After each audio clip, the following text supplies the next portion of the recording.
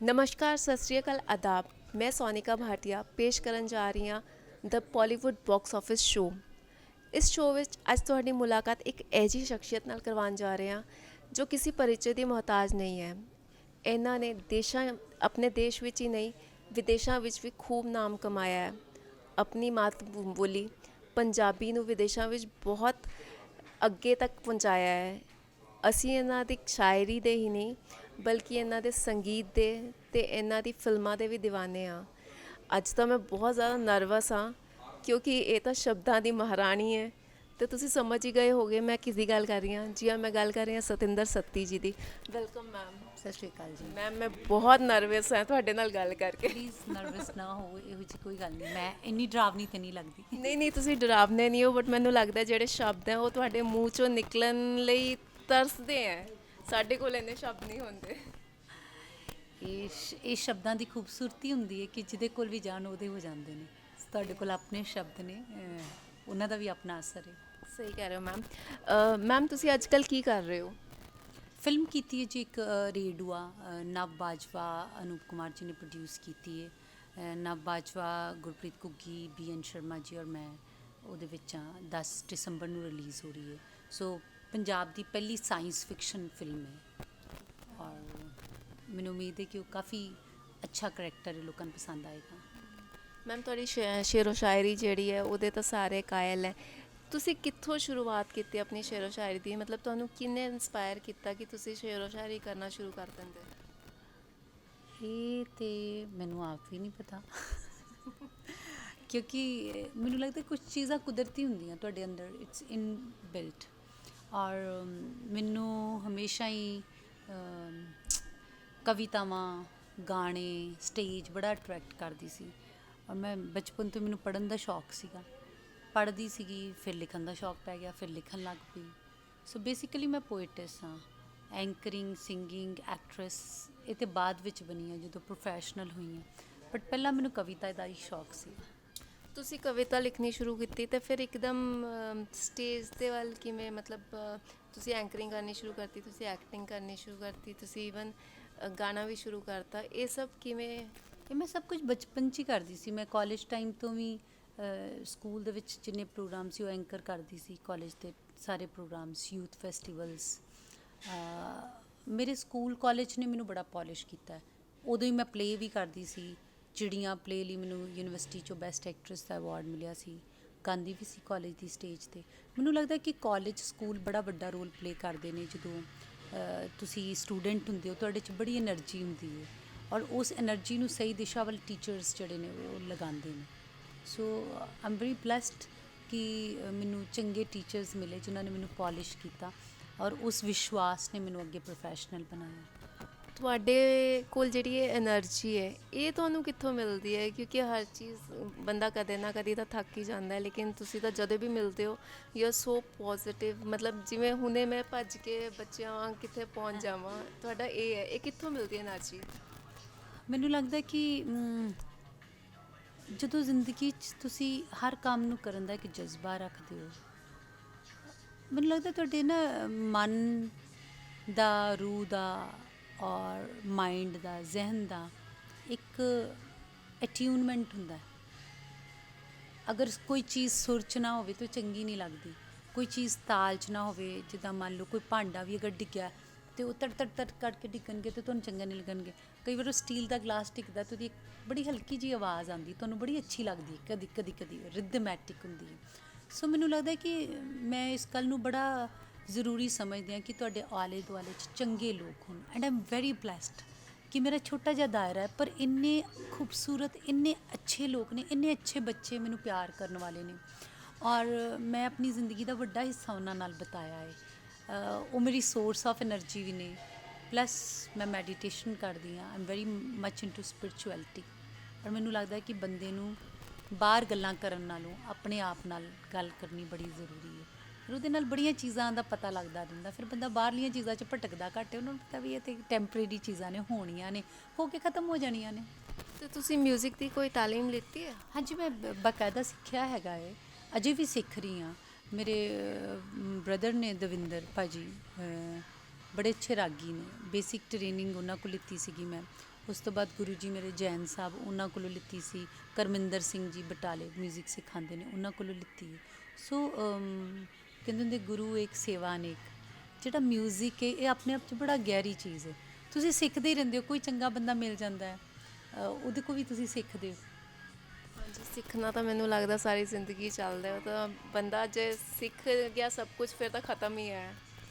ਅਤੇ ਮੈਮ ਤੁਸੀਂ ਇੱਕ ਕਵਿਤਾਵਾਂ ਦੀ ਕਿਤਾਬ ਵੀ ਕੱਢੀ ਹੈ, ਉਹਦੇ ਨਾਲ ਆਡੀਓ ਵੀ ਹੈਗਾ ਹੈ, ਅਤੇ ਉਸ ਤੋਂ ਬਾਅਦ ਹੁਣ ਕੋਈ ਹੋਰ ਕਿਤਾਬ ਵੀ ਕੱਢ ਰਹੇ ਹੋ? ਕਿਤਾਬ ਇੱਕ ਨਾਵਲ ਬੜੀ ਦੇਰ ਦਾ ਲਿਖਿਆ ਹੋਇਆ, +2 ਫਸਟ ਈਅਰ ਦਾ, ਕੁਝ ਖੱਤ ਤੇਰੇ ਨਾਮ। ਸੋ ਉਹ ਬੜੀ ਜਲਦੀ ਰਿਲੀਜ਼ ਕਰ ਦੇਣਾ। ਥੋੜ੍ਹੇ ਬਿਜ਼ੀ ਸੀਗੇ, ਕੰਮ ਜ਼ਿੰਮੇਵਾਰੀਆਂ ਜ਼ਿਆਦਾ ਸੀਗੀਆਂ। ਹੁਣ ਥੋੜ੍ਹਾ ਸਮਾਂ ਕੱਢਾਂਗੀ। ਨਾਵਲ ਵੀ ਇੱਕ ਰਿਲੀਜ਼ ਹੈ, ਪੋਇਟਰੀ ਦੀਆਂ ਵੀ ਲਿਖ ਚੱਲ ਰਹੀਆਂ, ਪਰ ਪੋਇਟਰੀ ਦੀ ਬੁੱਕ ਬਾਅਦ 'ਚ ਲੇਟਰ ਔਨ ਰਿਲੀਜ਼ ਕਰਾਂਗੇ। ਤੁਸੀਂ ਇੱਕ ਛੋਟੇ ਜਿਹੇ ਪਿੰਡ ਤੋਂ ਤਾਲੁਕ ਰੱਖਦੇ ਹੋ, ਅਤੇ ਉਸ ਪਿੰਡ ਦੇ ਅਤੇ ਤੁਹਾਡੇ ਮਾਪਿਆਂ ਦੇ ਜਾਂ ਹੋਰ ਵੀ ਜਿਹੜੇ ਰਿਸ਼ਤੇਦਾਰ ਹੈ, ਉਹਨਾਂ ਦਾ ਕਿੰਨਾ ਹੱਥ ਹੈ ਤੁਹਾਨੂੰ ਬਣਾਉਣ ਦੇ ਲਈ? ਦੇਖੋ, ਬੜੇ ਸਾਦੇ ਜਿਹੇ ਲੋਕ ਨੇ। ਉਹਨਾਂ ਨੂੰ ਇੰਨੀ ਚਮਕ ਦਮਕ ਵਾਲੀ ਦੁਨੀਆ ਦਾ ਨਹੀਂ ਪਤਾ ਹੈਗਾ। ਉਹਨਾਂ ਲਈ ਮੈਂ ਜਦੋਂ ਉਹਨਾਂ ਦੇ ਘਰ ਸੀਗੀ, ਉਹਨਾਂ ਨੂੰ ਤਾਂ ਵੀ ਮੈਂ ਥੋੜ੍ਹੀ ਔਖੀ ਡਾਈਜੈਸਟ ਹੁੰਦੀ ਸੀ, ਕਿਉਂਕਿ ਉਹਨਾਂ ਦੇ 3 ਬੱਚੇ ਨੇ ਅਤੇ ਤਿੰਨਾਂ ਬੱਚਿਆਂ ਦੇ ਵਿੱਚੋਂ ਮੈਂ ਹੀ ਇਹੋ ਜਿਹੀ ਸੀਗੀ, ਜਦੋਂ ਤੁਸੀਂ ਕਿਹਾ ਕਿ ਫੁੱਲ ਆਫ ਐਨਰਜੀ, ਕਿਤੇ ਭੱਜ ਕੇ ਇਹ ਚੀਜ਼ਾਂ ਕਰ ਲੈਣੀਆਂ, ਹਰ ਚੀਜ਼ ਨੂੰ ਦੇ ਵੱਡੇ ਸੁਪਨੇ ਲੈਣੇ। ਅਤੇ ਉਹਨਾਂ ਨੂੰ ਤਾਂ ਵੀ ਮੇਰੇ ਤੋਂ ਬੜਾ ਡਰ ਲੱਗਦਾ ਹੁੰਦਾ ਸੀਗਾ ਕਿ ਵੀ ਅਸੀਂ ਸਧਾਰਨ ਜਿਹੇ ਲੋਕ ਹਾਂ, ਇਹ ਬੜੀ ਅਸਧਾਰਨ ਗੱਲਾਂ ਕਰਦੀ ਉਦੋਂ ਵੀ। ਉਦੋਂ ਮੈਨੂੰ ਯਾਦ ਹੈ ਕਿ ਸਾਡੇ ਏਰੀਏ ਦੇ ਵਿੱਚ ਲੜਾਈ ਹੋਈ। ਮੈਂ ਸੀਗੀ 10ਵੀਂ ਵਿੱਚ, 10th ਔਰ +1 'ਚ ਹੋਵਾਂਗੀ, ਅਤੇ ਏਰੀਏ 'ਚ ਸਾਡੇ ਲੜਾਈ ਹੋਈ ਗਲੀ 'ਚ ਹੀ। ਅਤੇ ਮੈਂ ਆਪਣੇ ਫਾਦਰ ਨੂੰ ਕਿਹਾ ਮੈਂ SSP ਨੂੰ ਫੋਨ ਕਰਦੀ ਹਾਂ। ਮੇਰੇ ਫਾਦਰ ਕਹਿੰਦੇ ਤੈਨੂੰ SSP ਜਾਣਦਾ? 10ਵੀਂ ਦਾ ਬੱਚੇ ਨੂੰ ਕੀ? ਮੈਂ ਕਿਹਾ ਕਿਉਂ ਨਹੀਂ ਜਾਣਦਾ, ਮੈਂ ਸਿਟੀਜ਼ਨ ਆਫ ਇੰਡੀਆ ਵਾਂ, ਉਹਨੂੰ ਮੇਰੇ ਨਾਲ ਗੱਲ ਕਰਨੀ ਪਏਗੀ। ਮੇਰੇ ਫਾਦਰ ਨੇ ਸੋਚਿਆ ਮੈਂ ਮਜ਼ਾਕ ਕੀਤਾ। ਉਦੋਂ ਆਪਰੇਟਰ ਮਿਲਾਉਂਦਾ ਹੁੰਦਾ ਸੀਗਾ ਫੋਨ ਨਾ, ਡਾਇਰੈਕਟ ਨਹੀਂ ਸੀ, ਆਪਰੇਟਰ ਐਕਸਚੇਂਜ ਜਾਂਦਾ ਸੀ, ਫਿਰ ਐਕਸਚੇਂਜ 'ਚ ਅੱਗੋਂ ਮਿਲਾ। ਮੈਂ ਉਹਨਾਂ ਨੂੰ ਕਿਹਾ ਅਤੇ ਉਹਨਾਂ ਦੇ ਆਪਰੇਟਰ ਨੇ ਚੁੱਕਿਆ ਜਿਹੜਾ। ਮੈਂ ਕਿਹਾ ਵੀ ਤੁਸੀਂ SSP ਸਾਹਿਬ ਨਾਲ, ਰੋਹਿਤ ਜੀ ਨੇ, ਰੋਹਿਤ ਚੌਧਰੀ, ਮੇਰੇ ਖਿਆਲ ਅੱਜ ਕੱਲ੍ਹ ਕਾਫੀ ਅੱਛੀ ਪੋਸਟ 'ਤੇ ਨੇ। ਉਹਨਾਂ ਨੇ ਮੈਨੂੰ ਕਿਹਾ, ਕਹਿੰਦੇ ਵੀ SSP ਸਾਹਿਬ ਨਾਲ। ਮੈਂ ਕਿਹਾ ਗੱਲ ਕਰਾਓ ਮੇਰੀ। ਉਹ ਕਹਿੰਦੇ ਤੁਸੀਂ ਕੌਣ ਬੋਲ ਰਹੇ ਹੋ? ਮੈਂ ਕਿਹਾ ਮੈਂ ਸਤਿੰਦਰ ਬੋਲ ਰਹੀ ਹਾਂ। ਉਹ ਕਹਿੰਦੇ ਵੀ ਸਤਿੰਦਰ ਕੌਣ? ਮੈਂ ਕਿਹਾ ਵੀ ਮੈਂ ਬਟਾਲੇ ਦੀ ਕੁੜੀ ਹਾਂ, ਮਤਲਬ ਮੈਂ 10ਵੀਂ ਕਲਾਸ 'ਚ ਪੜ੍ਹਦੀ, ਗੁਰੂ ਨਾਨਕ ਸਕੂਲ ਦੀ ਕੁੜੀ। ਉਹਨਾਂ ਨੂੰ ਲੱਗਾ ਵੀ ਕਦੀ ਕਿਸੇ ਨੇ ਕੀਤਾ ਨਹੀਂ ਹੋਣਾ ਬੱਚੇ ਨੇ। ਉਹਨਾਂ ਨੇ SSP ਸਾਹਿਬ ਨਾਲ ਗੱਲ ਕਰਾਈ। ਮੈਂ ਹੁਣ ਸੋਚਿਆ ਸੀਗਾ ਕਿ ਮੈਂ ਉਹਨਾਂ ਨੂੰ ਮਿਲ ਕੇ ਆਉਣਾ, ਮੈਂ ਉਹਨਾਂ ਨੂੰ ਯਾਦ ਦਿਲਾਉਣਾ ਕਿ ਤੁਹਾਨੂੰ ਯਾਦ ਹੈ ਮੈਂ ਉਹੀ ਕੁੜੀ ਹਾਂ। ਅਤੇ ਉਹਨਾਂ ਨੇ ਮੇਰੀ ਗੱਲ ਸੁਣੀ, ਔਰ ਉਸ ਤੋਂ ਬਾਅਦ ਕੋਈ ਵੀ ਲੜਾਈ ਹੋਣੀ, ਜਾਂ ਮੇਰੇ ਕਾਲਜ ਦੇ ਵਿੱਚ ਮੈਂ ਪ੍ਰੈਜ਼ੀਡੈਂਟ ਸੀਗੀ, ਔਰ ਉਦੋਂ ਬੜਾ ਵਾਇਲੈਂਸ ਹੋਇਆ ਉੱਥੇ ਸਟਰਾਈਕਸ ਦੇ ਵਿੱਚ, ਅਤੇ ਮੈਂ ਉਦੋਂ ਵੀ ਉਹਨਾਂ ਨੂੰ ਇੱਦਾਂ ਫੋਨ ਕਰ ਲੈਂਦੀ ਸੀ ਕਿ ਸਰ ਇਹਨਾਂ ਨੇ ਇੱਦਾਂ ਧੱਕਾ ਕੀਤਾ ਹੈ। So my father was little scared. ਉਹਨਾਂ ਨੂੰ ਲੱਗਦਾ ਸੀਗਾ ਕਿ ਇਹ, ਬਟ ਮੇਰੇ ਫਾਦਰ ਨੂੰ ਇੱਕ ਗੱਲ ਦਾ ਬੜਾ ਵਿਸ਼ਵਾਸ ਸੀਗਾ ਕਿ ਇਹਨੇ ਜ਼ਿੰਦਗੀ 'ਚ ਕੁਝ ਜ਼ਰੂਰ ਕਰਨਾ ਹੈ। ਉਹਨਾਂ ਨੂੰ ਇਹ ਬਿਲਕੁਲ ਪਤਾ ਨਹੀਂ ਕਿ ਮੈਂ ਚੇਅਰਮੈਨ ਬਣ ਗਈ ਹਾਂ। ਉਹ ਤਾਂ ਜਦੋਂ ਮੈਂ ਚੇਅਰਮੈਨ ਵੀ ਬਣੀ, ਉਹ ਮੈਨੂੰ ਕਹਿੰਦੇ ਪੁੱਤਰ ਇਹਦਾ ਕੀ ਫਾਇਦਾ ਹੈ? ਅੱਛਾ, ਅੱਜ ਕਿ ਮੇਰੇ ਫਾਦਰ ਆਰਮੀ 'ਚੋਂ ਰਿਟਾਇਰਡ ਨੇ, ਬਟ ਉਹਨਾਂ ਦਾ ਦਾਇਰਾ ਉਹਨਾਂ ਕੋਲ, ਉਹ ਛੋਟੇ ਜਿਹੇ ਸ਼ਹਿਰ 'ਚ ਆਪਣੇ ਬੱਚਿਆਂ 'ਚ, ਆਪਣੇ ਘਰ 'ਚ, ਆਪਣੀ ਜ਼ਮੀਨ 'ਚ ਖੁਸ਼ ਨੇ। ਉਹਨਾਂ ਨੂੰ ਬਹੁਤ ਜ਼ਿਆਦਾ, ਉਹ ਬਾਹਰ ਅੰਦਰ ਨਹੀਂ ਜਾਂਦੇ ਹੈਗੇ। ਅਤੇ ਮੈਂ ਉਹਨਾਂ ਨੂੰ ਕਿਹਾ ਵੀ ਇਹ ਮੈਂ ਨਾ, ਮਤਲਬ ਇੱਦਾਂ ਮੈਨੂੰ ਬੜਾ ਚੰਗਾ ਲੱਗਦਾ ਆਰਟਿਸਟਾਂ ਦੀ ਸੇਵਾ ਕਰਨਾ, ਦੇਖੋ ਕਲਾਕਾਰਾਂ ਲਈ ਹੈ। ਅੱਛਾ। ਫਿਰ ਮੈਂ ਵੀ ਬਹੁਤ ਬਿਜ਼ੀ ਹੋ ਗਈ ਚੇਅਰਮੈਨੀ ਦੇ ਉਹਦੇ ਵਿੱਚ, ਅਤੇ ਉਹਨਾਂ ਨੂੰ ਮੈਨੂੰ ਫੋਨ ਕਰਨਾ ਵੀ ਤੂੰ ਆਉਣਾ ਨਹੀਂ ਬਟਾਲੇ। ਮੈਂ ਕਹਿਣਾ ਵੀ ਮੈਂ ਫਿਰ ਸ਼ਿਫਟ ਕਰ ਗਈ ਸੀ ਇੱਥੇ ਨਾ, because it was a responsible job. ਅਤੇ ਮੈਂ ਉਹਨਾਂ ਨੂੰ ਕਹਿਣਾ ਕਿ ਮੈਂ ਬੜੀ ਬਿਜ਼ੀ ਹੈਗੀ। ਉਹਨਾਂ ਨੂੰ ਫਿਰ ਇਹੋ ਜਿਹੀ ਨੌਕਰੀ ਦਾ ਕੀ, ਉਹਨਾਂ ਨੂੰ ਇਹ ਵੀ ਨਹੀਂ ਪਤਾ ਵੀ ਇਹ ਨੌਕਰੀ ਨਹੀਂ ਹੈ, ਆਨਰੇਰੀ ਜੋਬ ਹੈ। ਉਹਨਾਂ ਨੂੰ ਕਹਿਣਾ ਇਹ ਫਿਰ ਨੌਕਰੀ ਦਾ ਕੀ ਫਾਇਦਾ ਹੈਗਾ ਕਿ ਜੇ ਬੰਦਾ ਆਪਣੇ ਮਾਂ ਬਾਪ ਨੂੰ ਵੀ ਨਾ ਮਿਲ ਸਕੇ। ਆਈ ਵਾਂਟ ਟੂ ਸੇ ਕਿ they are very simple people. ਉਹਨਾਂ ਨੂੰ ਬਸ ਇਸੇ ਗੱਲ ਦੀ ਬੜੀ ਖੁਸ਼ੀ ਹੁੰਦੀ ਹੈ ਕਿ ਜਦੋਂ ਕੋਈ ਬੰਦਾ ਆ ਕੇ ਕਹਿੰਦਾ, ਅਤੇ ਉਹ ਕਹਿੰਦੇ ਵੀ ਅੱਛਾ, ਉਹ ਦੱਸਣਗੇ ਕਿ ਉਹ ਵੀ, ਫਿਰ ਉਹ ਆ ਕੇ ਕਹਿਣਗੇ ਸੱਚੀ ਤੁਹਾਡੀ ਕੁੜੀ ਹੈ। ਅਤੇ ਉਹਨਾਂ ਨੂੰ ਬਸ ਇੰਨੀ ਚੀਜ਼ 'ਚ ਹੀ ਬੜੀ ਖੁਸ਼ੀ ਹੈ ਕਿ ਸਾਡੀ ਬੇਟੀ ਹੈ, ਐਂਡ ਦੇ ਫੀਲ ਵੈਰੀ ਪ੍ਰਾਊਡ। ਅਤੇ ਓਬਵੀਅਸਲੀ ਬੇਟੀਆਂ ਇਹੋ ਜਿਹਾ ਕੰਮ ਕਰਨ ਤਾਂ ਪੇਰੈਂਟਸ ਤਾਂ ਆਪਣੇ ਆਪ ਪ੍ਰਾਊਡ ਕਰਦੇ। ਅਤੇ ਜਿਹੜੇ ਤੁਹਾਡੇ ਸਿਬਲਿੰਗਸ ਹੈ, ਉਹ ਤੁਹਾਡੀ ਐਨਰਜੀ ਦੇਖ ਕੇ ਕਿੰਨਾ ਇੰਸਪਾਇਰ ਹੋਏ? ਉਹ ਵੀ ਕੁਝ ਕਰਦੇ ਆ? ਹਾਂਜੀ, ਮੇਰੇ ਬ੍ਰਦਰ US 'ਚ ਹੈ। He is into hotel management and he is very good in web designing. Nothing to do with entertainment? ਨਾ। ਮੇਰੀ ਸਿਸਟਰ ਬਹੁਤ ਅੱਛੀ ਪੇਂਟਰ ਹੈ। ਮੇਰੇ ਵੱਡੇ ਸਿਸਟਰ ਨੇ, ਮੈਰਿਡ ਨੇ, ਸ਼ੀ ਇਜ਼ ਅ ਲਾਇਬ੍ਰੇਰੀਅਨ ਤੇ ਉਹ ਬੜੀ ਅੱਛੀ ਪੇਂਟਰ ਹੈ, she is a very good painter. ਮੇਰੇ ਮਦਰ ਗਾਉਂਦੇ ਬੜਾ ਅੱਛਾ ਹੈ, ਮਤਲਬ ਪ੍ਰੋਫੈਸ਼ਨਲ ਕੋਈ ਨਹੀਂ ਹੈ ਮੇਰੀ ਫੈਮਿਲੀ 'ਚ ਮੇਰੇ ਤੋਂ ਬਿਨਾਂ ਲੇਕਿਨ ਟੈਲੈਂਟਡ ਸਾਰੇ ਹੀ ਨੇ। ਮੇਰੇ ਮਦਰ ਬਹੁਤ ਹੀ ਅੱਛਾ ਉਹਨਾਂ ਦਾ ਵੋਕਲ ਹੈ, ਗਾਉਂਦੇ ਬਹੁਤ ਅੱਛਾ ਨੇ। ਹੁਣ ਤੇ ਏਜ ਦੇ ਨਾਲ ਫਰਕ ਪੈ ਗਿਆ, ਪਹਿਲਾਂ ਜਦੋਂ ਅਸੀਂ ਛੋਟੇ ਹੁੰਦੇ ਸੀ ਉਹਨਾਂ ਨੂੰ ਇੰਨਾ ਸ਼ੌਂਕ ਹੁੰਦਾ ਸੀ, ਉਹਨਾਂ ਨੇ ਭਾਂਡੇ ਮਾਂਜਦਿਆਂ ਕੱਪੜੇ ਧੋਂਦਿਆਂ ਉੱਚੀ ਉੱਚੀ ਗਾਣਾ, ਮਤਲਬ ਜੇ ਗਾਣਾ ਨਹੀਂ ਗਾਉਂਦੇ ਸੀ ਨਾ ਉਹਨਾਂ ਨੂੰ ਇੱਦਾਂ ਲੱਗਦਾ ਸੀ ਕਿ ਮੈਂ ਬਿਮਾਰ ਹਾਂ। ਇਹ ਕਿਤੇ ਨਾ ਕਿਤੇ ਬਟਾਲਾ ਇਫੈਕਟ ਹੈ। ਆਫ ਕੋਰਸ ਬਟਾਲਾ ਉਹ ਬੜੀ ਜ਼ਰਖੇਜ਼ ਧਰਤੀ ਹੈ, ਜਿਸ ਧਰਤੀ ਨੇ ਬਾਬੇ ਨਾਨਕ ਨੂੰ ਵਿਆਹ ਕਰਨ ਲਈ ਉੱਥੇ ਪ੍ਰੇਰਿਆ, ਜਿਸ ਸਰਜ਼ਮੀਨ ਨੇ ਉਹਨਾਂ ਦੀ ਸ਼ੋਅ ਲਿੱਤੀ, ਮਤਲਬ ਪਹਿਲੇ ਗੁਰੂ ਸਾਹਿਬ ਦੀ, ਜਿਸ ਧਰਤੀ ਨੇ ਸ਼ਿਵ ਕੁਮਾਰ ਬਟਾਲਵੀ, ਬੇਲਾ ਰਾਮ ਤਾਲਿਬ, ਬਰਕਤ ਰਾਮ ਜੁੰਮਨ ਉਹਨਾਂ ਨੂੰ ਜਨਮ ਦਿੱਤਾ, ਉਹ ਧਰਤੀ ਜ਼ਰਖੇਜ਼ ਤੇ ਹੈ ਹੀ। ਹਾਂ, ਅਸਰ ਹੈ ਉਹਦਾ। ਤੇ ਇਹ ਜਿਹੜੀ ਤੁਸੀਂ ਕਵਿਤਾਵਾਂ ਲਿਖਦੇ ਹੋ, ਇਹ ਕਿਹਦੇ ਤੋਂ ਪ੍ਰੇਰਿਤ ਹੋ ਕੇ ਲਿਖਦੇ ਹੋ? ਮੈਂ ਵੈਸੇ ਜ਼ਿਆਦਾ ਰੋਮਾਂਸਿਜ਼ਮ ਨਹੀਂ ਲਿਖਦੀ, ਮੈਂ ਰਿਐਲਿਟੀ ਲਿਖਣੀ ਆ। ਜੋ ਮੇਰੇ ਨਾਲ ਹੁੰਦਾ, ਜੋ ਮੈਂ ਆਲੇ ਦੁਆਲੇ ਦੇਖਦੀ ਹਾਂ, ਉਹ ਮੈਨੂੰ ਉਹੀ ਮੈਂ ਦੇਖਦੀ ਹਾਂ ਅਤੇ ਉਹੀ ਮੈਂ ਲਿਖਦੀ ਹਾਂ। ਤੇ ਅਸੀਂ ਕੋਈ ਗੀਤ ਸੁਣਨ ਵਾਲੇ ਹਾਂ ਛੇਤੀ ਕਿਸੇ ਫਿਲਮ 'ਚ, ਜਾਂ ਫਿਰ ਕੋਈ ਐਲਬਮ ਤੁਸੀਂ ਕੱਢ ਰਹੇ ਹੋ? ਹਾਂਜੀ, ਬਹੁਤ ਜਲਦੀ ਸਿੰਗਲ ਟਰੈਕ ਕਰ ਰਹੇ ਹਾਂ, ਕਿਉਂਕਿ 1 ਸਾਲ ਤੋਂ ਕੀਤਾ ਨਹੀਂ ਹੈ ਅਤੇ ਉਹ ਕਰ ਰਹੇ ਹਾਂ ਅਸੀਂ। ਔਰ ਇੱਕ ਪ੍ਰੋਜੈਕਟ ਸਾਡਾ ਹੋਰ ਹੈ ਵਿੰਗਸ ਦੇ ਨਾਮ ਨਾਲ, ਉਹਦੇ ਵਿੱਚ ਬੜੀ ਦੇਰ ਦੀ ਮੇਰੀ ਤਮੰਨਾ ਸੀਗਾ ਕਿ ਬਹੁਤ ਸਾਰੇ ਬੱਚੇ ਮੇਰੇ ਨਾਲ ਅਟੈਚ ਹੈ, ਬਹੁਤ ਸਾਰੇ ਯੰਗ ਬੱਚੇ ਮੇਰੇ ਨਾਲ ਅਟੈਚ ਨੇ, ਜਿਹੜੇ ਤੁਹਾਨੂੰ ਮੈਂਟਰ ਵੀ ਮੰਨਦੇ ਨੇ, ਜਿਹੜੇ ਤੁਹਾਨੂੰ ਗਾਈਡ ਵੀ ਮੰਨਦੇ ਨੇ, ਐਂਡ ਦੇ ਲਵ ਮੀ, ਆਈ ਲਵ ਦੈਮ ਦ ਸੇਮ ਵੇ। ਸੋ ਮੈਨੂੰ ਲੱਗਦਾ ਸੀ ਕਿ ਤੁਹਾਡੀਆਂ ਕਈਆਂ ਹੋਈਆਂ ਗੱਲਾਂ ਉਹਨਾਂ ਨੂੰ ਬੜਾ ਅਸਰ ਕਰਦੀਆਂ ਨੇ, ਅਤੇ ਸਾਡੀ ਟੀਮ ਨੇ ਇਹ ਸੁਜੈਸਟ ਕੀਤਾ ਸੀਗਾ ਕਿ ਅਸੀਂ ਹੁਣ ਇੱਕ ਮੋਟੀਵੇਸ਼ਨਲ ਵੀਡੀਓਜ਼ ਕਰਿਆ ਕਰੀਏ। ਸੋ ਅਸੀਂ we will be posting on my Facebook and YouTube channel Satinder Satti, wings ਦੇ ਨਾਮ ਨਾਲ। ਵਿੰਗਸ, ਸੁਪਨਿਆਂ ਦੀ ਇੱਕ ਉਡਾਨ ਬਾਕੀ ਹੈ। ਤੇ ਜਿਹੜੀ ਐਂਕਰਿੰਗ ਹੈ ਜਾਂ ਫਿਰ ਐਕਟਿੰਗ ਹੈ, ਇਹ ਤੁਹਾਨੂੰ ਕਿੰਨੇ ਇੰਸਪਾਇਰ ਕੀਤਾ ਤੁਸੀਂ ਇਹ ਕਰੋ? ਕਿਉਂਕਿ ਇੱਕ ਮਤਲਬ ਤੁਸੀਂ ਲਾਅ ਕੀਤੀ ਹੋਈ ਹੈ ਨਾ, ਤੁਸੀਂ ਲਾਅ ਦੇ ਸਟੂਡੈਂਟ ਰਹੇ ਹੋ। ਵਕੀਲਾਂ ਨੂੰ ਪੜ੍ਹਾਉਣ ਵਾਲੀ ਪ੍ਰੋਫੈਸਰ ਆ ਮੈਂ। ਅੱਗੇ ਕਹਿੰਦੀ ਹਾਂ, ਮੈਂ ਕਿਹਾ ਦਿਸ ਵਾਜ਼ ਮਾਈ ਚੋਇਸ, ਕਿ ਮੈਂ ਬਾਈ ਚੋਇਸ ਆਰਟਿਸਟ ਹਾਂ। ਅਗਰ ਮੈਂ ਹੁਣ ਨਹੀਂ ਹੁੰਦੀ, ਆਰਟਿਸਟ ਨਹੀਂ ਹੁੰਦੀ, ਅਤੇ ਜਿੰਨੀ ਮੇਰੀ ਪ੍ਰੈਕਟਿਸ ਹੁੰਦੀ, ਅਤੇ ਮੈਂ ਹੁਣ ਇਸ ਟਾਈਮ ਹਾਈ ਕੋਰਟ ਦੀ ਜੱਜ ਹੁੰਦੀ। ਬਟ ਮੈਂ ਆਪਣੀ ਚੋਇਸ ਨਾਲ ਕਲਾਕਾਰ ਬਣੀ ਹਾਂ, ਜਦ ਕਿ ਇਹ ਸੰਘਰਸ਼ ਵੱਡਾ ਸੀਗਾ। ਤੁਸੀਂ ਹਾਈ ਕੋਰਟ ਦੇ ਜੱਜ ਹੁੰਦੇ ਹੋ, ਤੁਹਾਨੂੰ ਪੈਸਿਆਂ ਦੀ ਕੋਈ ਕਮੀ ਨਹੀਂ, ਤੁਹਾਡੀ ਇੱਕ ਫਿਕਸਡ ਇਨਕਮ ਹੁੰਦੀ ਹੈ। ਇਹਦੇ 'ਚ ਬੀਇੰਗ ਅ ਗਰਲ ਬੜਾ ਵੱਡਾ ਸਟਰਗਲ ਸੀ, ਬਹੁਤ, ਅਜੇ ਤੱਕ ਵੀ ਸਟਰਗਲ ਹੀ ਹੈ। ਪਰ ਮੈਨੂੰ ਇਸ ਗੱਲ ਦੀ ਤਮੰਨਾ ਹੈ ਕਿ ਮੈਂ ਜ਼ਿੰਦਗੀ ਨੂੰ ਆਪਣੇ ਤਰੀਕੇ ਨਾਲ ਜੀਵਿਆ। ਮੈਂ ਕਿਸੇ ਵਾਂਗੂ ਕਦੀ ਨਹੀਂ ਬਣੀ। ਇਹ ਵੱਡੀ ਗੱਲ ਹੈ। ਹਾਂ, ਮੈਂ ਜੋ ਕਰਨਾ ਚਾਹਿਆ ਜ਼ਿੰਦਗੀ 'ਚ ਭਰਪੂਰ ਤਰੀਕੇ ਨਾਲ ਕੀਤਾ, ਕਿਉਂਕਿ ਮੈਂ ਮੰਨਦੀ ਹਾਂ ਸਿਰਫ ਇੱਕ ਜ਼ਿੰਦਗੀ ਹੈ ਔਰ ਇਸ ਨੂੰ ਭਰਪੂਰ ਜੀ ਕੇ ਜਾਣਾ ਚਾਹੀਦਾ ਹੈ। ਦੁਬਾਰਾ ਜਨਮ 'ਚ ਮੈਂ ਯਕੀਨ ਨਹੀਂ ਰੱਖਦੀ। ਤੇ ਹੁਣ ਕਦੀ ਤੁਹਾਡਾ ਜੀ ਨਹੀਂ ਕੀਤਾ ਕਿ ਤੁਸੀਂ ਪ੍ਰੈਕਟਿਸ ਵੀ ਕਰ ਲਓ ਨਾਲ ਨਾਲ? ਇਹਨੇ ਟਾਈਮ ਹੀ ਨਹੀਂ ਦਿੱਤਾ ਜ਼ਿੰਦਗੀ ਨੇ, ਪ੍ਰੈਕਟਿਸ ਕੀ ਕਰਨੀ ਹੈਗੀ ਹੈ। ਹੁਣ ਤੇ ਜਿੰਨੀ ਪ੍ਰੈਕਟਿਸ ਸਟੇਜ ਦੀ ਹੋ ਗਈ ਹੈ ਉਹਦੇ ਵਿੱਚ ਤੇ, ਬਟ ਇਹ ਹੈ ਕਿ ਹਾਂ, ਤੁਸੀਂ ਜਦੋਂ ਕੋਈ ਸਾਈਟੇਸ਼ਨ ਆਉਂਦੀ ਹੈ ਜਾਂ ਕੋਈ ਜੱਜਮੈਂਟ ਆਉਂਦੀ ਹੈ, ਅਤੇ ਉਹ ਤੁਹਾਡੇ ਵਾਲਾ ਅੰਦਰਲਾ ਵਕੀਲ ਤੁਸੀਂ ਵੇਖਦੇ ਹੋ ਵੀ ਅੱਛਾ ਕੌਂਸਟੀਟਿਊਸ਼ਨ ਕੀ ਹੈ, ਇਹਦਾ ਸੰਵਿਧਾਨ ਕੀ ਹੈ, ਅੱਛਾ ਇਸ ਜੱਜਮੈਂਟ ਦੇ ਵਿੱਚ ਜੱਜ ਨੇ ਕੀ ਫੈਸਲਾ ਦਿੱਤਾ, ਉਹ ਤੁਸੀਂ ਐਜ਼ ਅ ਲਾਅ ਸਟੂਡੈਂਟ ਤੁਹਾਨੂੰ ਇੰਟਰਸਟ ਤਾਂ ਹੁੰਦਾ ਹੀ ਹੈ। ਤੇ ਸਤਿੰਦਰ ਸੱਤੀ ਆਪ ਜਿਹੜਾ ਗੀਤ ਗਾਉਂਦੀ ਹੈ, ਉਹ ਕਿਹਨੂੰ ਸੁਣਨਾ ਅਤੇ ਪੜ੍ਹਨਾ ਪਸੰਦ ਕਰਦੀ ਹੈ? ਪੜ੍ਹਨ 'ਚ ਮੈਂ ਸਾਰਿਆਂ ਨੂੰ ਹੀ ਪੜ੍ਹਦੀ ਹਾਂ, ਨਿਦਾ ਫਾਜ਼ਲੀ ਤੋਂ ਲੈ ਕੇ ਬਸ਼ੀਰ ਬਦਰ ਤੋਂ ਲੈ ਕੇ ਸ਼ਿਵ ਕੁਮਾਰ ਬਟਾਲਵੀ, ਬੇਲਾ ਰਾਮ ਤਾਲਿਬ, ਬਰਕਤ ਰਾਮ ਜੁੰਮਨ, ਬਾਬਾ ਬੁੱਲੇ ਸ਼ਾਹ ਹੁਸੈਨ, ਸਾਰਿਆਂ ਨੂੰ ਮੈਨੂੰ ਸ਼ੌਂਕ ਹੈ। ਮਿਰਜ਼ਾ ਗਾਲਿਬ, ਸਭ ਨੂੰ ਮੈਨੂੰ ਪੜ੍ਹਨ ਦਾ ਵੈਸੇ ਹੀ ਸ਼ੌਂਕ ਹੈ। ਮਤਲਬ ਮੈਂ ਹਰ ਕੰਮ ਦੇ ਬਿਨਾਂ ਰਹਿ ਸਕਦੀ ਹਾਂ, 2 ਕੰਮਾਂ ਬਿਨਾਂ ਨਹੀਂ ਰਹਿ ਸਕਦੀ। ਇੱਕ ਐਕਸਰਸਾਈਜ਼ ਦਾ ਮੈਨੂੰ ਬੜਾ ਸ਼ੌਂਕ ਹੈ, ਮੈਂ ਜੇ ਰਨਿੰਗ ਨਾ ਕਰਾਂ, ਯੋਗਾ ਨਾ ਕਰਾਂ ਜਾਂ ਥੋੜ੍ਹਾ ਬਹੁਤ ਐਕਸਰਸਾਈਜ਼ ਨਾ ਕਰਾਂ ਤਾਂ ਮੈਨੂੰ ਲੱਗਦਾ ਕਿ ਅੱਜ ਦਿਨ ਨਹੀਂ ਚੰਗਾ। ਇਸੇ ਤਰ੍ਹਾਂ ਜੇ ਮੈਂ ਕਿਤਾਬ ਨਾ ਪੜ੍ਹਾਂ ਰੋਜ਼, ਤਾਂ ਮੈਨੂੰ ਚੰਗਾ ਨਹੀਂ ਲੱਗਦਾ, ਮਤਲਬ ਮੈਨੂੰ ਦਿਨ ਫਿੱਕਾ ਲੱਗਦਾ। ਤੁਸੀਂ ਜ਼ਿਆਦਾਤਰ ਕਿ ਹਮੇਸ਼ਾ ਹੀ ਪੰਜਾਬੀ 'ਚ ਹੀ ਬੋਲਦੇ ਹੋ, ਹੈ ਨਾ? ਅਤੇ ਜਦ ਵਿਦੇਸ਼ਾਂ ਵਿੱਚ ਜਾਂਦੇ ਹੋ, ਇਹੋ ਜਿਹਾ ਕਦੀ ਹੋਇਆ ਕਿ ਕਿਸੇ ਫੋਰਨਰ ਫੈਨ ਨੇ ਕਿਹਾ ਹੋਇਆ ਕਿ ਨਹੀਂ ਜੀ ਅਸੀਂ ਤਾਂ ਇੰਗਲਿਸ਼ ਵਿੱਚ ਹੀ ਸੁਣਨਾ ਹੈ, ਸਾਨੂੰ ਪਲੀਜ਼ ਉਸ 'ਚ ਸੁਣਾਓ? ਅਤੇ ਜੇ ਕਦੀ ਐਵੇਂ ਹੋਇਆ, ਤੁਸੀਂ ਕਿਵੇਂ ਕੋਪ ਅਪ ਕੀਤਾ? ਦੇਖੋ, ਮੈਂ ਮਾਸਟਰਸ ਇਨ ਲਾਅ ਹਾਂ, ਅੰਗਰੇਜ਼ੀ ਸਕੂਲ ਦੀ ਪੜ੍ਹੀ ਹੋਈ ਹਾਂ, ਪੰਜਾਬੀ ਬਾਈ ਚੋਇਸ ਬੋਲਦੀ ਹਾਂ, ਐਜੂਕੇਸ਼ਨ ਇੰਗਲਿਸ਼ 'ਚ ਹੀ ਹੈ। ਅੰਗਰੇਜ਼ੀ ਕੋਈ ਐਡੀ ਸਿਰਫ ਮਾਂ ਭਾਸ਼ਾ ਬੋਲਣੀ ਔਖੀ ਹੁੰਦੀ ਹੈ ਸਲੀਕੇ ਦੇ ਨਾਲ, ਬਾਕੀ ਭਾਸ਼ਾ ਤਾਂ ਕੋਈ ਵੀ ਸਿੱਖ ਲਵੋ। ਅੱਜ ਕੱਲ੍ਹ ਤਾਂ ਐਜੂਕੇਸ਼ਨ ਜਿਹੜੀ ਹੈ ਸਾਰੀ ਚਾਹੇ ਤੁਸੀਂ you go for any higher education, ਉਹ ਸਾਰੀ ਇੰਗਲਿਸ਼ 'ਚ ਹੀ ਹੈ।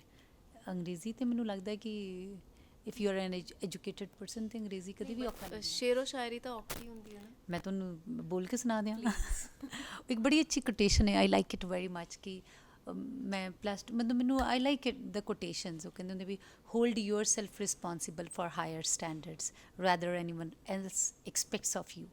ਆਪਣੇ ਆਪ ਨੂੰ ਆਪਣੇ ਮਾਪਦੰਡ ਵੱਡੇ ਰੱਖੋ ਬਸ਼ਰਤੇ ਕਿ ਲੋਕ ਤੁਹਾਡੇ ਮਾਪਦੰਡ ਬਣਾਉਣ। ਮੈਂ ਬੜੀ ਜਿਗਿਆਸਾ ਹੈ ਮੈਨੂੰ ਇਹ ਜਾਣਨ ਦੀ, ਸਤਿੰਦਰ ਕੌਰ ਤੋਂ ਸਤਿੰਦਰ ਸੱਤੀ ਬਣਨ ਦਾ ਸਫ਼ਰ ਮੈਂ ਜਾਣਨਾ ਚਾਹੁੰਦੀ ਹਾਂ ਕਿ ਇਹ ਟਰਾਂਸਫੋਰਮੇਸ਼ਨ ਕਿਵੇਂ ਹੋਈ। ਦੇਖੋ ਜਦੋਂ ਮੈਂ ਯੂਨੀਵਰਸਿਟੀ ਪੜ੍ਹਦੀ ਸੀਗੀ, ਜਦੋਂ ਮੈਂ ਲਿਸ਼ਕਾਰਾ ਕਰਦੀ ਸੀ, ਸਤਿੰਦਰ ਕੌਰ ਹੀ ਸੀਗੀ। ਉਸ ਤੋਂ ਬਾਅਦ ਅਜੀਤ ਪ੍ਰੋਗਰਾਮ 'ਤੇ ਮੈਨੂੰ ਪ੍ਰੀਤੀ ਸਪਰੂ ਹੋਣੀ ਮੇਰੇ ਬਹੁਤ ਹੀ ਆਦਰਨੀय, ਬਹੁਤ ਅੱਛੀ, ਮਤਲਬ ਮੈਂ ਦੁਨੀਆ ਦੀ ਬਿਹਤਰੀਨ ਔਰਤਾਂ ਦੇ ਵਿੱਚ ਉਹਨੂੰ ਮੰਨਦੀ ਹਾਂ। ਇੰਨੀ ਅੱਛੀ ਰੂਹ ਹੈ ਉਹ ਕਿ ਉਹਦੇ ਬਾਰੇ ਮੈਂ ਜਿੰਨਾ ਕਵਾਂ ਓਨਾ ਹੀ ਘੱਟ ਹੈ। ਸੋ ਉਹਨਾਂ ਨੇ ਮੈਨੂੰ ਬੰਬੇ ਇੱਕ ਆਪਣੇ ਸੀਰੀਅਲ ਲਈ ਸਾਈਨ ਕੀਤਾ। ਉੱਥੇ ਮੈਨੂੰ ਗੁਰਦਾਸ ਭਾਜੀ ਮਿਲੇ ਅਤੇ ਉਹਨਾਂ ਨੇ ਫਿਰ ਮੈਨੂੰ ਸੱਤੀ ਕਹਿਣਾ ਸ਼ੁਰੂ ਕੀਤਾ। ਉਹ ਕਹਿੰਦੇ ਵੀ ਸਤਿੰਦਰ ਤੇ ਥੋੜ੍ਹਾ ਵੱਡਾ ਸ਼ਬਦ ਹੈ, ਸੱਤੀ ਕਿਆ ਕਰਾਂਗੇ। ਫਿਰ ਉਸ ਤੋਂ ਬਾਅਦ ਸਾਰੇ ਆਰਟਿਸਟਾਂ ਨੇ ਸੱਤੀ ਕਹਿਣਾ ਸ਼ੁਰੂ ਕਰ ਦਿੱਤਾ ਔਰ ਫਿਰ ਲੋਕਾਂ ਨੇ ਸੱਤੀ ਬਣਾ ਦਿੱਤਾ। ਤੁਹਾਨੂੰ ਬਹੁਤ ਸਾਲ ਹੋ ਗਏ ਹੈ, ਤਦ ਦੇ ਅਤੇ ਅੱਜ ਦੇ ਤੁਹਾਨੂੰ ਕੀ ਡਿਫਰੈਂਸ ਲੱਗਦਾ ਆਪਣੇ ਵਿੱਚ ਵੀ ਅਤੇ ਕੰਮ ਕਰਨ ਵਿੱਚ ਵੀ? ਮੈਨੂੰ ਵੈਸੇ ਦੱਸਾਂ, ਮੈਨੂੰ ਤਾਂ ਅਜੇ ਵੀ ਇੱਦਾਂ ਲੱਗਦਾ ਵੀ ਮੈਂ ਹਜੇ ਸ਼ੁਰੂ ਹੀ ਕੀਤਾ ਕੰਮ। ਮੈਨੂੰ ਵੈਸੇ ਬਿਲਕੁਲ ਕੋਈ ਡਿਫਰੈਂਸ ਨਹੀਂ ਲੱਗਦਾ। ਮੈਨੂੰ ਹਰ ਸਟੇਜ ਜਿਹੜੀ ਉਹ ਮੈਨੂੰ ਸ਼ੌਂਕ ਹੀ ਬੜਾ ਕੰਮ ਕਰਨ ਦਾ। ਮੈਨੂੰ ਬੜਾ ਚੰਗਾ ਲੱਗਦਾ stage, camera, I love that. ਮੈਨੂੰ ਇਸ਼ਕ ਹੈਗਾ ਇਹਨਾਂ ਚੀਜ਼ਾਂ ਨਾਲ। ਸੋ ਮੈਂ ਉਦੋਂ ਵੀ ਇੰਨੇ ਜੋਸ਼ ਨਾਲ ਕੰਮ ਕਰਦੀ ਸੀ ਜਿੰਨੇ ਜੋਸ਼ ਨਾਲ ਅੱਜ ਕਰਦੀ।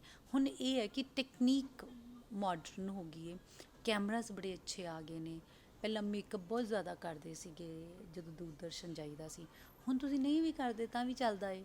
ਸੋ ਇਟਸ ਵੈਰੀ ਗੁੱਡ। ਚੀਜ਼ਾਂ ਬੜੀਆਂ ਕੰਪੈਕਟ ਹੋ ਗਈਆਂ। ਅੱਗੇ ਤੁਸੀਂ ਇੰਟਰਵਿਊ ਕਰਨ ਜਾਣਾ ਪੈਂਦਾ ਸੀ ਅਤੇ ਤੁਹਾਨੂੰ 5-7 ਬੰਦਿਆਂ ਦਾ ਕਰੂ ਲੈ ਕੇ, ਹੁਣ ਤੁਸੀਂ ਜਦੋਂ 2 ਜਣੇ ਆ ਗਏ ਤੁਸੀਂ you can do it because technology ਔਰ ਚੀਜ਼ਾਂ ਕੈਰੀ ਕਰਨੀਆਂ ਕੰਪੈਕਟ ਆ ਗਈਆਂ ਨੇ।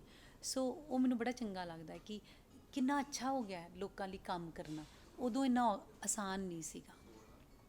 ਤੁਹਾਨੂੰ ਲੀਡਰਸ਼ਿਪ ਕਰਨ ਦਾ ਵੀ ਬੜਾ ਸ਼ੌਂਕ ਹੈ, ਮਤਲਬ ਹਰ ਚੀਜ਼ ਤੁਸੀਂ ਅੱਗੇ ਰਹਿੰਦੇ ਹੋ, ਅਤੇ ਅਸੀਂ ਕੀ ਤੁਹਾਨੂੰ ਕਦੇ ਪੋਲੀਟਿਕਸ ਵੀ ਦੇਖਾਂਗੇ? ਆਫ ਕੋਰਸ ਵੇਖੋਗੇ। ਕਦੋਂ ਤੱਕ? ਜਦੋਂ ਮੈਂ ਤੁਹਾਨੂੰ ਕਿਹਾ ਕਿ ਮੈਂ ਕਿਸੇ ਦੇ ਕਹਿਣ 'ਤੇ ਕੰਮ ਨਹੀਂ ਕਰਦੀ। ਅਗਰ ਮੈਂ ਕਿਸੇ ਦੇ ਕਹਿਣ 'ਤੇ ਕਰਦੀ ਤਾਂ ਮੈਂ ਇਸ ਵਾਰੀ ਇਲੈਕਸ਼ਨ ਲੜੀ ਹੋਣੀ ਸੀ। ਪਰ ਜਿੰਨੀ ਦੇਰ ਤੱਕ ਮੇਰਾ ਦਿਲ ਕਿਸੇ ਚੀਜ਼ ਨੂੰ ਹਾਮੀ ਨਹੀਂ ਭਰਦਾ ਉਹਦੇ ਲਈ ਮੈਂ ਨਹੀਂ ਕਰਦੀ ਹੈਗੀ। ਦੇਖੋ ਹਰ ਬੰਦੇ ਨੂੰ ਆਪਣੇ ਹੱਕਾਂ ਨਾਲ ਲੜਨ ਦਾ ਹੱਕ ਹੈ, ਲੜਨਾ ਵੀ ਚਾਹੀਦਾ। ਜੇ ਆਪਾਂ ਗਲਤ ਨੂੰ ਗਲਤ ਅਤੇ ਸਹੀ ਨੂੰ ਸਹੀ ਨਹੀਂ ਕਹਿ ਸਕਦੇ ਤਾਂ ਫਿਰ ਆਪਾਂ ਆਪਣੇ ਨਾਲ ਜਾਂ ਕਿਸੇ ਨਾਲ ਹੋਈਆਂ ਵਧੀਕੀਆਂ ਦੇ ਲਈ ਉਹ ਗਿਲਾ ਵੀ ਨਹੀਂ ਕਰ ਸਕਦੇ। ਸੋ ਬੀਇੰਗ ਅ ਫੀਮੇਲ, ਮੈਂ ਵਿਮਨ ਇੰਪਾਵਰਮੈਂਟ ਦੀ ਬੜੀ ਸਪੋਰਟਰ ਹੈਗੀ ਹਾਂ। ਮੈਨੂੰ ਲੱਗਦਾ ਕਿ ਔਰਤਾਂ ਨੂੰ ਹਮੇਸ਼ਾ ਹੀ ਖੜ੍ਹੇ ਹੋਣਾ ਚਾਹੀਦਾ। ਮੈਂ ਹਮੇਸ਼ਾ ਮੇਰੇ ਜਿੰਨੀਆਂ ਵੀ ਫੈਨ ਫੋਲੋਇੰਗ ਦੇ ਵਿੱਚ ਔਰ ਜਾਂ ਫਿਰ ਮੇਰੇ ਇਰਦ ਗਿਰਦ ਬਹੁਤ ਸਾਰੀਆਂ ਕੁੜੀਆਂ ਨੇ ਮਤਲਬ ਜਿਨ੍ਹਾਂ ਨਾਲ ਮੈਂ ਕੰਮ ਕਰਦੀ ਹਾਂ। ਅਤੇ ਕੋਈ ਐਸੀ ਫਿਲਮ ਜਾਂ ਕੋਈ ਇੰਸੀਡੈਂਟ ਜਿਹੜਾ ਤੁਹਾਡੀ ਲਾਈਫ 'ਚ ਟਰਨਿੰਗ ਪੁਆਇੰਟ ਸਾਬਿਤ ਹੋਇਆ ਹੋਏ? ਵੈਸੇ ਮੇਰੇ ਨਾਲ ਤਾਂ ਬਹੁਤ ਸਾਰੀਆਂ ਚੀਜ਼ਾਂ ਇਹੋ ਜਿਹੀਆਂ ਮੇਰੇ ਟਰਨਿੰਗ ਪੁਆਇੰਟ 'ਚ। ਜਦੋਂ ਤੁਸੀਂ ਕੰਮ ਕਰਦੇ ਹੋ ਅਤੇ 4 ਬੰਦੇ ਤੁਹਾਡੇ ਹੱਕ 'ਚ ਹੁੰਦੇ ਨੇ, 4 ਬੰਦੇ ਤੁਹਾਡੇ ਵਿਰੋਧ 'ਚ ਹੁੰਦੇ ਨੇ। ਮੈਨੂੰ ਸਿਖਾਇਆ ਇਹ ਦੁਨੀਆ ਨੇ ਕਿ ਕਿਉਂਕਿ ਜਦੋਂ ਤੁਸੀਂ ਘਰੋਂ ਚੱਲਦੇ ਹੋ ਤੁਸੀਂ ਬੜੇ ਛੋਟੇ ਜਿਹੇ ਪਰਿਵਾਰ ਦੇ ਛੋਟੇ ਜਿਹੇ ਦਿਲ ਵਾਲੇ ਦਿਮਾਗ ਵਾਲੇ ਬੱਚੇ ਹੁੰਦੇ ਹੋ ਅਤੇ ਇਹ ਫਿਰ ਰਸਤੇ ਦੇ ਠੋਕਰਾਂ ਤੁਹਾਨੂੰ ਪੱਥਰ ਗੋਲ ਕਰ ਦਿੰਦੀਆਂ ਨੇ। ਸੋ ਮੈਂ ਵੈਰੀ ਸਟਰੋਂਗ ਵੂਮਨ ਨਾਓ। ਇਹ ਕੁਐਸਚਨ ਮੇਰੇ ਖਿਆਲ ਸਭ ਨੇ ਤੁਹਾਨੂੰ ਪੁੱਛਿਆ ਹੋਏਗਾ ਅਤੇ ਮੈਂ ਵੀ ਇਹ ਜਾਣਾ, ਵਿਆਹ ਕਦੋਂ ਕਰਾਉਣਾ? ਮੈਂ ਤੁਹਾਡੇ ਕਹਿਣ ਤੋਂ ਪਹਿਲਾਂ ਕਰ ਦਵਾਂ। ਦੇਖੋ ਮੈਂ ਵਿਆਹ ਦੇ ਬਿਲਕੁਲ ਅਗੇਂਸਟ ਨਹੀਂ ਹਾਂ। ਮੈਂ ਵਿਆਹ ਜ਼ਰੂਰ ਕਰਾਂਗੀ, ਪਰ ਉਹੀ ਗੱਲ ਹੈ ਕਿ ਜਿੰਨੀ ਦੇਰ ਤੱਕ ਮੈਂ ਇਸ ਕਰਕੇ ਵਿਆਹ ਨਹੀਂ ਕਰਾਂਗੀ ਕਿਉਂਕਿ ਵਿਆਹ ਕਰਨ ਦੀ ਉਮਰ ਹੈ ਜਾਂ ਮੈਨੂੰ ਵਿਆਹ ਕਰਨਾ ਚਾਹੀਦਾ ਕਿਉਂਕਿ ਸੁਸਾਇਟੀ ਮੰਨਦੀ ਹੈ। ਮੈਂ ਤੁਹਾਨੂੰ ਪਹਿਲਾਂ ਕਿਹਾ ਕਿ ਮੈਂ ਨੋਰਮਸ ਮੰਨਦੀ ਨਹੀਂ ਹਾਂ। ਮੈਂ ਮੰਨਦੀ ਹਾਂ ਕਿ ਮੈਂ ਕਿਵੇਂ ਖੁਸ਼ ਹਾਂ, ਮੈਨੂੰ ਕੀ ਚੰਗਾ ਲੱਗਦਾ ਔਰ ਸੁਸਾਇਟੀ ਲਈ ਮੈਂ ਕੀ ਕਰ ਸਕਦੀ ਹਾਂ। ਮੈਂ ਉਹਦੇ 'ਚ ਯਕੀਨ ਰੱਖਦੀ ਹਾਂ, ਮੈਂ ਉਹਦੇ ਲਈ ਕੰਮ ਕਰਦੀ ਹਾਂ। ਮੈਨੂੰ ਜਦੋਂ ਕੋਈ ਚੰਗਾ ਲੱਗੇਗਾ, ਜਦੋਂ ਮੇਰੇ ਦਿਲ ਨੂੰ ਚੰਗਾ ਲੱਗੇਗਾ, ਜਦੋਂ ਕੋਈ ਰਾਈਟ ਆਦਮੀ ਮੇਰੀ ਜ਼ਿੰਦਗੀ 'ਚ ਆਏਗਾ, ਮੈਂ ਬਿਲਕੁਲ ਅਨਾਉਂਸਮੈਂਟ ਕਰਾਂਗੇ ਤੁਹਾਨੂੰ- ਫੇਸਬੁੱਕ ਤੇ ਲਾਈਵ। ਤੇ Here we go. ਤੁਹਾਨੂੰ ਕਿਸ ਤਰ੍ਹਾਂ ਦਾ ਪਾਰਟਨਰ ਚਾਹੀਦਾ ਹੈ? ਦੇਖੋ ਅੱਜ ਤੁਸੀਂ ਇਹ ਸਾਡੇ ਸ਼ੋਅ ਤੇ ਡਿਸਕਲੋਜ਼ ਕਰ ਦਿਓ। ਮਤਲਬ ਇਹ ਗੱਲ ਹੈਗੀ ਹੈ ਕਿ ਮਤਲਬ ਅਸੀਂ ਸਵੈੰਬਰ ਕਰ ਰਹੇ ਹਾਂ। ਕਰ ਲਾਂਗੇ ਜੀ, ਤੁਸੀਂ ਤਿਆਰ ਤਾਂ ਹੋਵੋ। ਅੱਛਾ ਜੀ, ਹੁਣ ਮਤਲਬ ਹੁਣ ਆਲ ਬॉयਜ਼ ਗੈਟ ਰੈਡੀ, ਧਿਆਨ ਨਾਲ ਸੁਣ ਲਓ ਕਿਸ ਤਰ੍ਹਾਂ ਦਾ ਮੁੰਡਾ ਚਾਹੀਦਾ ਹੈ। ਤੁਹਾਡੇ ਲਈ ਵੀ ਲੱਭਣਾ ਕਿ ਨਹੀਂ? ਲੱਭ ਲਓ, ਇਕੱਠੇ ਕਰ ਲਾਂਗੇ। ਫਿਰ ਪਹਿਲਾਂ ਤੁਹਾਡਾ ਪੁੱਛੀਏ ਵੀ ਤੁਹਾਨੂੰ ਕਿੱਦਾਂ ਦਾ ਚਾਹੀਦਾ, ਕਿ ਪਹਿਲਾਂ ਮੇਰਾ ਪੁੱਛੀਏ? ਪਹਿਲੇ ਤੁਹਾਡਾ।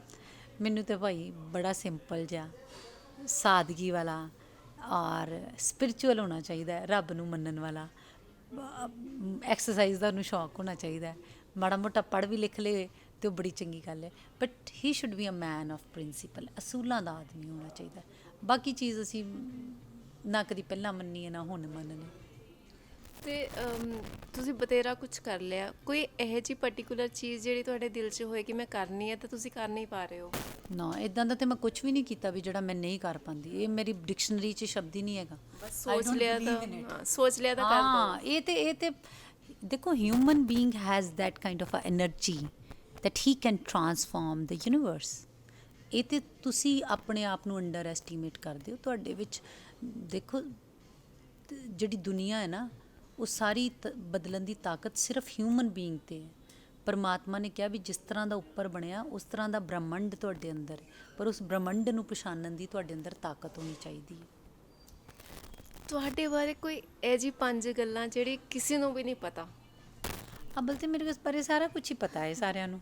ਫਿਰ ਇਹ ਤੇ ਮੇਰੇ ਜਿਹੜੇ ਨਾਲ ਰਹਿੰਦੇ ਨੇ ਉਹ ਦੱਸ ਸਕਦੇ ਨੇ ਕਿ ਮੇਰੇ ਬਾਰੇ ਕੀ ਨਹੀਂ ਪਤਾ।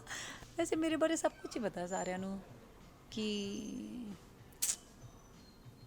ਕੀ ਨਹੀਂ ਪਤਾ। ਕੁਛ ਨਾ ਕੁਛ ਤਾਂ ਹੋਣਾ ਹੀ ਹੈ ਜੇ ਤੁਸੀਂ ਚਾਹੁੰਦੇ ਹੋ ਕਿ ਪਤਾ ਚੱਲ ਜੇ ਹੁਣ ਤਾਂ। ਨਹੀਂ, ਮੈਂ ਜਿਹੜਾ ਨਹੀਂ ਪਤਾ ਉਹ ਮੈਂ ਚਾਹੁੰਦੀ ਵੀ ਨਹੀਂ ਪਤਾ ਚੱਲੇ ਲੋਕਾਂ ਨੂੰ। ਕੁਝ ਚੀਜ਼ਾਂ ਪ੍ਰਾਈਵੇਟ ਹੋਣੀਆਂ ਚਾਹੀਦੀਆਂ, ਪਰਸਨਲ। ਕੀ ਨਹੀਂ ਪਤਾ ਹੈਗਾ?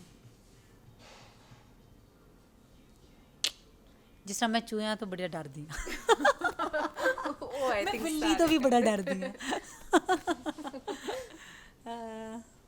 ਹੋਰ ਮੈਨੂੰ ਮਤਲਬ ਸਿੰਪਲ ਰਹਿਣਾ ਜ਼ਿਆਦਾ ਪਸੰਦ ਹੈ, ਕਿਉਂਕਿ ਲੋਕਾਂ ਨੇ ਜ਼ਿਆਦਾ ਮੈਨੂੰ ਟੀਵੀ ਤੇ ਦੇਖਿਆ ਨਾ, ਉਹਨਾਂ ਨੂੰ ਲੱਗਦਾ ਕਿ ਸ਼ਾਇਦ ਮੈਂ ਬੜਾ makeup and all this, but ਮੈਨੂੰ ਅਗਰ ਸਿਵਲ ਡਰੈਸ 'ਚ ਵਿਦਾਊਟ ਮੇਕਅਪ ਕਰੇ ਲੈ ਕੇ ਜਾਣਾ ਹੋਏ ਤਾਂ ਇਟਸ ਮੱਚ ਈਜ਼ੀਅਰ। ਤੁਹਾਡੇ ਕੋਲ ਆਉਣ 'ਚ ਤਾਂ ਹੀ ਲੇਟ ਹੋ ਗਿਆ ਸੀ, ਮੈਨੂੰ ਕਿਹਾ ਉਹ ਤਿਆਰ ਹੋਣਾ ਪਏਗਾ, ਹੁਣ ਤਿਆਰ ਹੋ ਕੇ ਜਾਣਾ ਪਏਗਾ। ਮੀਟਿੰਗ ਤਾਂ ਇੱਦਾਂ ਵੀ ਹੋ ਸਕਦੀ ਹੈ, ਪਰ ਕੈਮਰੇ ਦੇ ਅੱਗੇ ਉਹ ਕਹਿੰਦੇ ਤਿਆਰ ਹੋਣਾ ਪੈਣਾ। ਤੇ ਤੁਸੀਂ ਪੰਜਾਬੀ ਫਿਲਮਾਂ ਵੀ ਕਰ ਲਿਆ, ਹੁਣ ਤੁਸੀਂ ਬਾਲੀਵੁੱਡ ਵੀ ਕਰਨ ਦੀ ਤਿਆਰੀ 'ਚ ਹੈਗੇ ਹੋ? ਮੇਰਾ ਕੋਈ ਇਹੋ ਜਿਹਾ ਇੰਟਰਸਟ ਨਹੀਂ ਹੈ।